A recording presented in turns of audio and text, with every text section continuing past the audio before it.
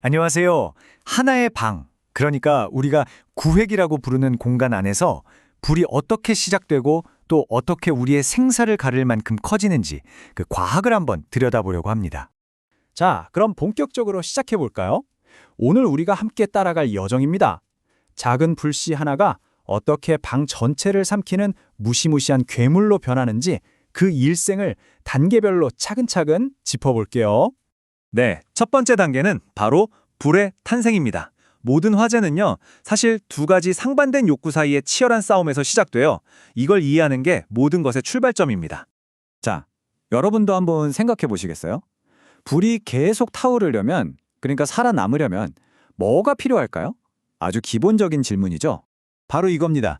불이 뭘 먹고 사느냐 하는 문제인데요. 크게 두 가지로 나뉩니다. 왼쪽은 연료지배용 화재.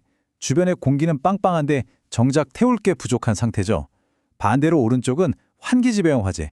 이건 탈건 산더미처럼 쌓여 있는데 숨 쉴 공기, 즉 산소가 부족해서 쩔쩔매는 상황이에요. 이 둘의 차이가 앞으로의 모든 과정을 결정합니다.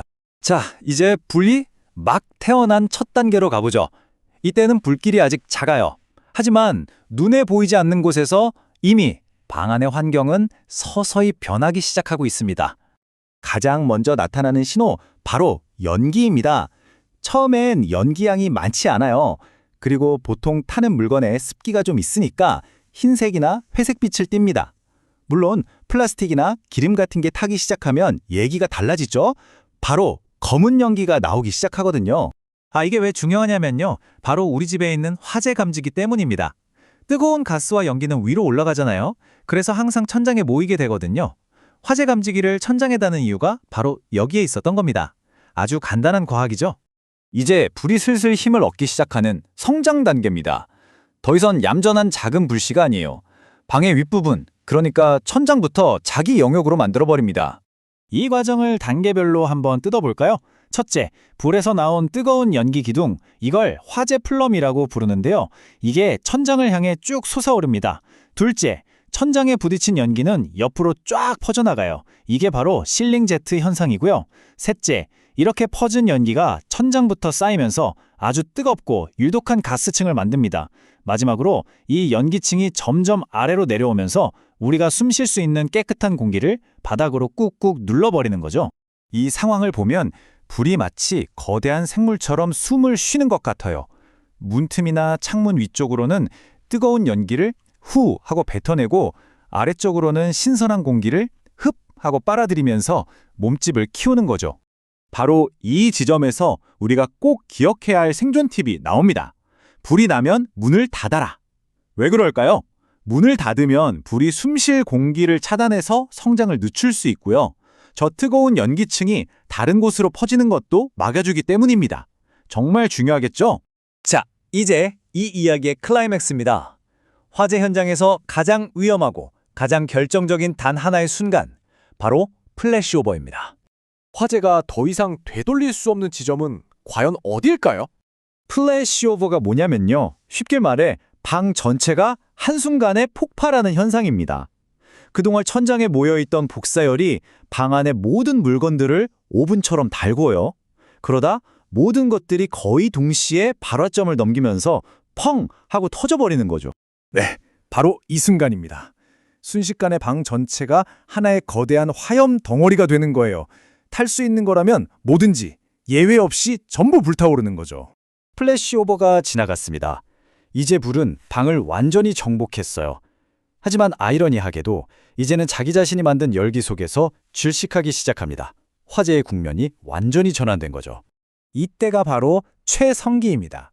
이제 불의 성격은 우리가 맨 처음에 봤던 환기지배형으로 완전히 바뀌었어요. 즉, 이제 불의 위력은 오직 창문이나 문틈으로 들어오는 산소의 양에 따라 결정됩니다. 그리고 이때 뿜어져 나오는 연기는요, 양도 최대일 뿐만 아니라 아주 짙고 검은색의 치명적인 일산화탄소가 가득 차 있습니다. 우리가 건물 지을 때 내화벽이니 방화문이니 하는 말을 듣잖아요. 그게 바로 이 최성기 단계의 불을 견디기 위해서입니다. 이 어마어마한 불길을 하나의 공간 안에 가두고 건물이 무너지지 않게 버티면서 확산을 막도록 설계된 거죠. 자, 그럼 이제 마지막 퍼즐 조각을 맞춰볼 시간입니다. 화염의 암호를 해독하는 거죠. 과연 공학자들은 이렇게 예측 불가능해 보이는 현상을 어떻게 예측하고 분석할까요? 이게 뭘까요? 무슨 암호 같죠? 이걸 바로 공학자들의 수정구술이라고 부를 수 있겠습니다. 플래시오버가 언제 일어날지 예측하는 데 쓰이는 토마스 방정식이라는 아주 중요한 공식입니다. 이 공식 되게 복잡해 보이지만 사실 그 의미는 아주 간단합니다. 플래시오버가 일어나려면 에너지가 얼마나 필요한지를 계산하는 건데요. 여기서 A는 문이나 창문 같은 구멍의 면적, H는 그 구멍의 높이를 뜻해요. 그러니까 핵심은 뭐냐? 방에 나 있는 구멍의 크기와 높이가 클수록 위험하다는 겁니다. 정말 간단하죠? 그럼 연기는 어떨까요?